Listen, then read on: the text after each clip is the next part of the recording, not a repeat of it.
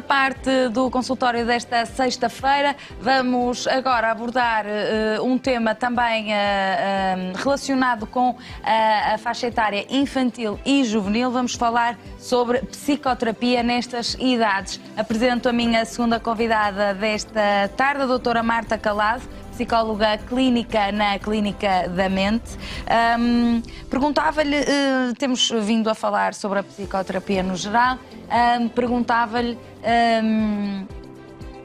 se nestas idades a psicoterapia é realizada exatamente da mesma forma ou naturalmente adaptada quer à idade do paciente em questão. Como é que funciona aqui esta diferença de idades? Muito bem. Antes de mais, muito boa tarde e obrigada pelo vosso convite. De uma maneira geral, a psicoterapia na Clínica da Mente, ela centra-se neste mapa da mente que nos permite fazer a compreensão das perturbações emocionais. Acreditamos que fazemos também bem esse paralelismo no que diz respeito à infância e à adolescência, mas sempre também respeitando o ritmo de desenvolvimento da criança e do jovem. Mas de uma maneira geral a mente ela organiza-se através de determinados processos, através de determinados padrões, e o psicoterapeuta ele guia-se através dessa análise, desse estudo, de forma a permitir que os mais novos, também eles próprios, sejam capazes de tomar consciência do que está a acontecer e superem essas dificuldades. Portanto, quando estamos a falar, por exemplo, sei lá, numa criança mesmo, com que frequência é que, quando é que começam a aparecer mais casos? Podem aparecer dificuldades a partir do momento em que os pais e a própria criança consigam expressar e manifestar que existe ali alguma dificuldade. Mas a pergunta é curiosa porque a dificuldade advém daí mesmo e os pais têm às vezes algumas questões em termos de como é que eu sei ou quando é que eu sei que devo conduzir o meu filho a uma intervenção psicoterapêutica. Existem determinados sinais que são considerados alguns sinais de alarme, quando realmente conseguimos perceber bem a dinâmica habitual da criança, não é? Podemos estar a falar de uma criança com 6 anos, que anda no primeiro ciclo, no segundo ciclo. A partir daí, em termos mesmo da estruturação cognitiva, o jovem já consegue, ele próprio, ter o discernimento do que é que está a acontecer e pedir ajuda. Portanto, existem então esses sinais de alarme, que é, por exemplo, quando as crianças ficam mais isoladas, têm perda de apetite, têm dificuldade em dormir, ficam mais irritadas, mais agressivas, um choro convulsivo, algo que naquela criança, naquele jovem, foge um bocadinho à norma. Portanto, obviamente que na grande maioria os pais estão muito atentos a tudo isto, portanto, qualquer alteração é também sinalizada, sendo que também não estamos aqui para alarmar, não é? Mas identificar estes primeiros sinais de que alguma coisa não está bem. Que patologias ou que problemas é que estão associados aqui à faixa etária das crianças? Todos aqueles que os pais identifiquem que não faz parte da rotina habitual das crianças, ou seja, nós na Clínica da Mente somos aqui um bocadinho contra esta rotulagem, muito do âmbito aqui da psiquiatria, portanto queremos libertar-nos aqui dessas gavetas, exatamente, de forma a chegarmos até àquela criança, àquela família e perceber de facto qual é que é ali a dificuldade. É claro que, e se for importante, partilhar essa dificuldade em termos de comunicação com outros colegas no âmbito da saúde, e se a criança estiver a ser intervencionada em terapia ocupacional, em terapia da fala, em outras valências, ou mesmo para constar do processo individual do aluno na escola, nós temos que recorrer às perturbações de ansiedade, às dificuldades em termos de timidez, de relacionamento com os outros, de fobia social, de ataques de pânico, as tristezas, as depressões infantis, as perturbações de comportamento, o bullying, são realmente estas as queixas mais transversais, mais frequentes que chegam até nós. Portanto, serão sempre patologias um bocadinho mais de fora para dentro? nesta idade, posso admitir que é isso que está a dizer, ou já pode haver naquela criança alguns sinais de infelicidade mesmo. Isso é de possível? Infelicidade mesmo. É possível. Cada vez mais nós não conseguimos tanto guiar-nos por aqueles marcadores biopsicossociais que aprendemos os estágios de desenvolvimento, porque eles são cada vez mais precoces. Cada vez mais percebemos que muito cedo, e sobretudo aqui com a tecnologia, as crianças estão muito mais aptas, muito mais desenvolvidas em termos... Estimuladas, não é? Estimuladas, e portanto isto vai fazer com que surjam outro tipo de desafios do ponto de vista da saúde mental, não é? E portanto existe isto que é de dentro para fora, de fora para dentro, não é? Depende de cada caso e da percepção que ou a criança ou o adolescente tem acerca da dificuldade, da problemática em si e de si próprio. Estamos a falar, por exemplo, de um distúrbio alimentar, estamos a falar de uma percepção que tem que ser trabalhada aqui muito a autoimagem, a autocompreensão, o sentido que eu tenho de mim próprio, não é?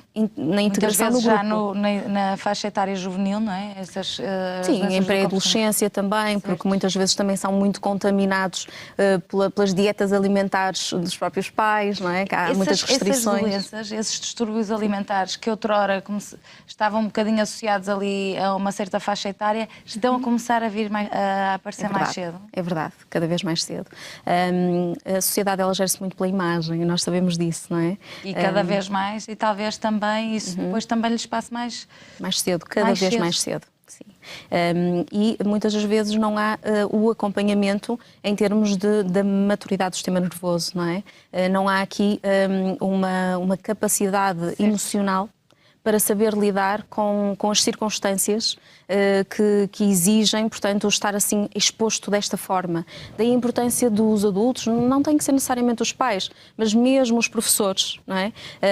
Às vezes mesmo os educadores de infância, que são casos que nós também acompanhamos na clínica, às vezes falamos com o educador de infância, no sentido de estar um bocadinho mais sensível a estas áreas, porque às vezes o mais fácil é esperar a ver se passa, ou não admitir e não aceitar, e podemos estar aqui a atrasar muito o problema. Muito bem. E quanto mais depressa se agir, melhor? Na maior parte dos casos, sim, não é? Exatamente. Quanto mais depressa se agir, melhor. Muitas das vezes acontece de os pais recorrerem à nossa ajuda, aos nossos serviços da Clínica da Mente, e efetivamente não existe ali uma grande dificuldade psicológica, não é?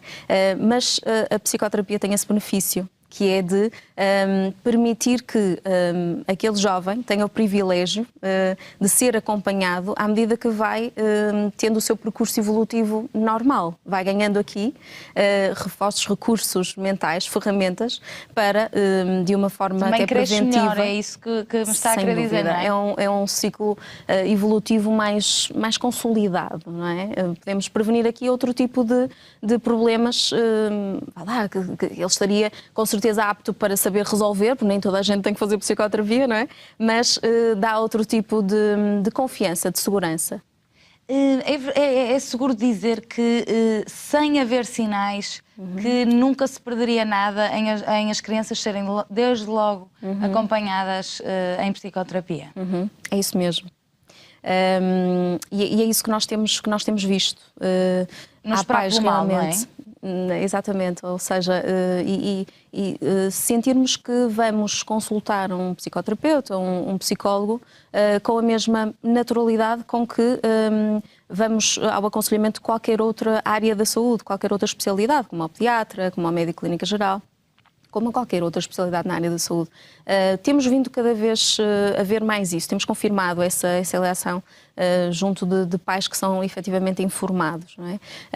As crianças realmente, quando são acompanhadas em psicoterapia, sentem que têm ali um espaço de acolhimento, sem julgamento, sem crítica, de compreensão, para acabarem por expor questões que muitas das vezes não colocam aos pais, porque logo à partida dizem os meus pais não vão compreender, os meus pais não vão aceitar existe, bem. Não é? Mesmo porque antigamente era porque os pais eram mais retrógradas, mas isto vai sempre ser assim, Vai sempre ser assim. Nós é que já estamos noutras gerações, não é? Mas eles também sentem isso. Sentem que neste mapa mundo deles, não é? Que está muito exposto a este mundo global, realmente, se calhar, os pais não têm a percepção dos acontecimentos que eles têm, não é? E acabam por estar aqui muito sob o perigo, a ameaça deste mundo global, das tecnologias, das redes sociais, não é? E às vezes eles estão seguros e estão realmente a acautelar de que forma é que se estão a expor, sim, muitos jovens, sim, porque lá está, tem aqui de base esta educação que os pais deram, mas os pais ainda assim têm medo em que eles saiam, em que coloquem uma foto e às vezes eles acabam por ocultar alguma informação. Muito bem, portanto também depois os pais que cresceram em ambas as gerações, não é? Menos informatizados e mais informatizados, muitas vezes ainda temos receio e podemos achar que às vezes podemos não controlar tudo, porque também sabemos dos perigos e, portanto, pode haver aqui um choque também, não é? Entre pais e filhos, nesse aspecto. O tal conflito de gerações, não é? Que existe e vai continuar a existir, porque há um natural desfazamento entre aquilo que são os processos de aculturação das gerações. E por isso mesmo é que muitas das vezes, quando os pais procuram ajuda, não são os filhos que são acompanhados, são os próprios pais. Está tudo bem. Era isso também que lhe ia perguntar. Antes de falarmos da questão dos pais, perguntar na faixa etária mais juvenil, portanto na adolescência, quais são, também o bullying também naturalmente que me vai falar sobre ele, mas que outras patologias, ou que outras, para não falarmos em patologias, que outros problemas é que lhes chegam às mãos, mais frequentemente? Ali mais na faixa etária já. Dos jovens. Quando há realmente uma percepção muito nítida acerca do eu, um autoconhecimento de quem é que eles são e de que forma é que eles estão integrados num grupo, muitas das vezes a mente é dominada por pensamentos que têm a ver com a validação da imagem, não é? Como é que os outros me veem, o que é que os outros estão a pensar de mim, o que é que a cabeça dos outros está a dizer de mim, não é? E isso muitas das vezes leva a um isolamento social, a diferentes reações somáticas de ansiedade, não é? Que vai desde o corar, que vai desde os bloqueios em termos do que é que eu vou dizer, mesmo as conversas entre eles acabam por ser muito programadas, porque tudo o que eu disser agora vai comprometer-me, não é? E depois aí em grupo há aqui um conceito de massa em que percebemos muito bem que é aqui um bocadinho do grupo, não é? Exatamente, a vítima, o bode expiatório, o alvo mais fraco, e realmente os bullies acabam por perceber muito bem quem é que são esse tipo de jovens, de crianças, porque de uma maneira até inconsciente eles acabam por passar sinais, não é, de que estão fragilizados. E se as crianças e os jovens são espertos, não é? Portanto, percebem logo isso. São muito espertos, definitivamente. Mas tem havido, da sua experiência profissional, a crueldade tem mesmo aumentado? É um fenómeno mais exacerbado na sociedade que vivemos atualmente, em termos de bullying mesmo, que é um conceito que se começou a falar de bullying assim, com esta designação há pouco tempo, mas no fundo são comportamentos que sempre existiram, não é? Naturalmente, mas que agora têm outra carga. Porquê? Podemos dizer que sim, porque estamos num mundo cada vez mais individualizado, em que mesmo a educação é feita para atingirmos grandes rankings, para eu ser o melhor, não é? E os pais estão dispostos a fazer praticamente tudo para que os filhos realmente sejam os melhores, seja no balé, seja nas notas, nos rankings do futebol, do basquetebol, e portanto há um pensamento muito interiorizado, competitivo, e que leva a que haja uma certa compensação através do mal-estar do outro, de eu me sentir bem. Portanto, se o outro estiver-se a sentir pior, eu sinto mais forte, exatamente. E a nossa intervenção psicoterapêutica do mapa da mente gera-se exatamente para levar a que a vítima sinta que não é assim, não tem que ser assim. Aliás, de uma maneira geral, em termos das perturbações emocionais, a nossa mensagem, e procuramos com os casos bem-sucedidos passar muito esta mensagem de que nós não temos que aguentar, não temos que viver assim, naquela tristeza, naquele sufoco, naquele pânico. Há ajuda, há salvação, há outras respostas. E há formas de repostar, não é? Exatamente, e há formas de repostar. Muito bem. Depois também há, com certeza, todas as questões ligadas aos distúrbios alimentares, como falávamos há pouco, porque também é uma fase em que, de facto, começamos a olhar mais para nós, em que olhamos para o sexo oposto também, não é? Nesta fase também já teve jovens com problemas ao nível da sexualidade, aparece-lhe muito este tipo de questões? São as tais questões de tabu, que muitas vezes não falam com os pais. Não é? E aí é que já estamos a entrar, talvez, em temas que, de facto, já é mais difícil de falar com o avô, com a avó, com o pai, com a mãe, com os familiares, e, portanto, ou falam com amigos, e às vezes também... Falam com amigos. Falam, não é?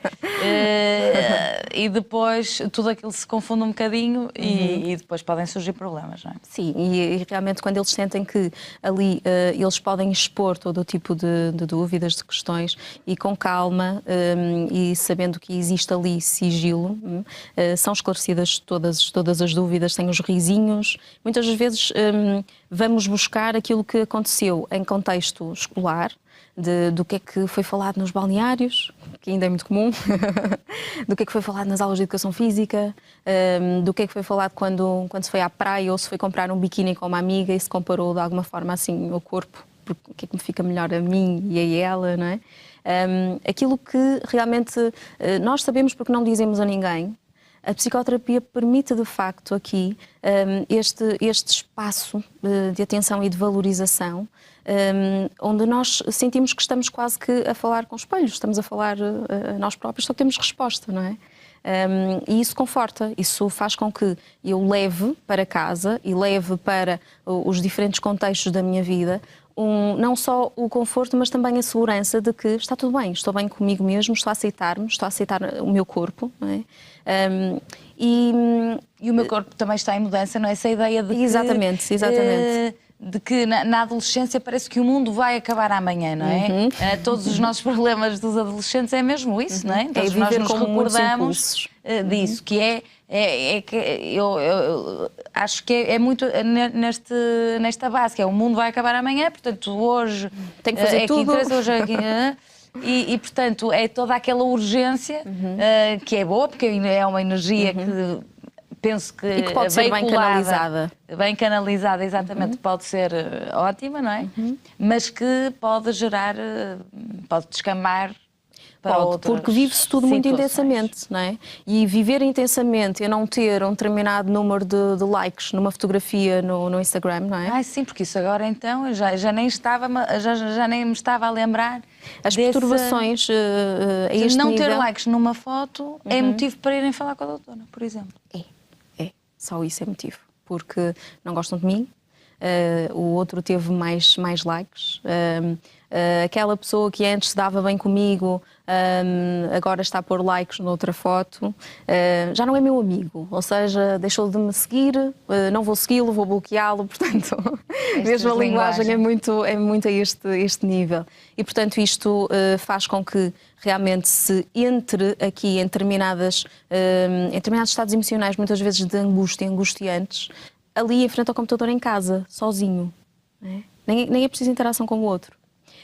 O que às vezes é um bocadinho assustador, porque realmente as crianças, e como estávamos a falar há bocadinho, são capazes de sentir a infelicidade e de entrar ali em registros que ficam as sensações, o aperto no peito, não é?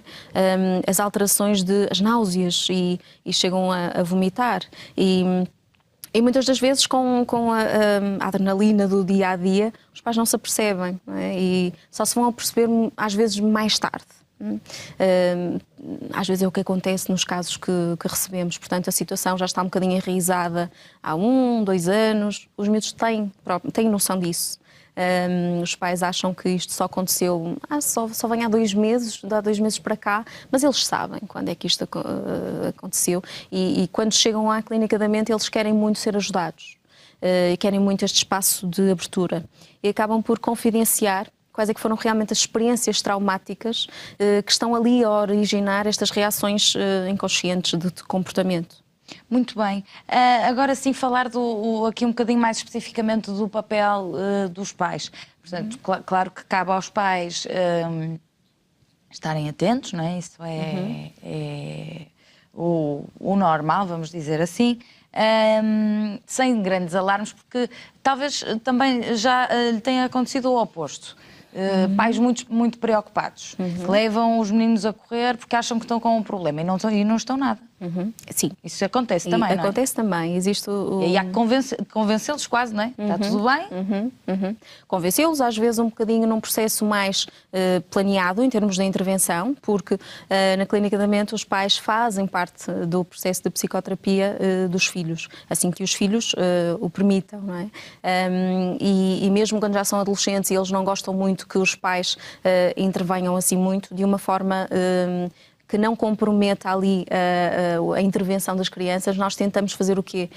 Fazer com que os pais, sobretudo, percebam o que é que está ali a acontecer, o que é que aconteceu, porquê é que aconteceu, que os pais vêm realmente muito preocupados, às vezes com razão, outras vezes com menos razão, não é?